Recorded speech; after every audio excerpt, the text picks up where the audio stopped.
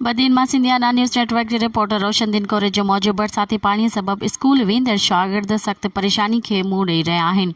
High school Chandia Nagar primary school, school for special children, ख़ानगी तालीमी इदारो OPF समेत सिंध यूनिवर्सिटी जा कैंपस ऐं मुख़्तलिफ़ आफ़ीसूं जंहिंमें वापड़ा ग्रिड स्टेशन, LBOD कॉलोनी, मुख्तियारकार office, district education office, sub registrar office समेत नंढियूं वॾियूं केतिरियूं ई आफ़ीसूं पिणु बरसात जे पाणीअ में अञा ताईं निकिरी न सघियूं आहिनि।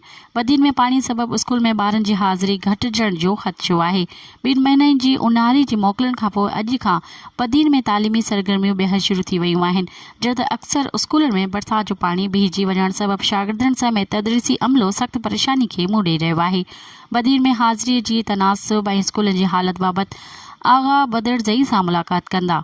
2 महीननि जी ऊन्हारे जी मोकलुनि खां पोइ अॼु खां बदीन में तालीमी सरगर्मियूं ॿीहर शुरू थी वयूं आहिनि, जहिड़े त अक्सर स्कूलनि में बरसात जो पाणी बीहिजी वञण सबब शागिर्दनि समेत तदरीसी अमलो सख़्त परेशानी खे मुंहुं ॾेई रहियो आहे।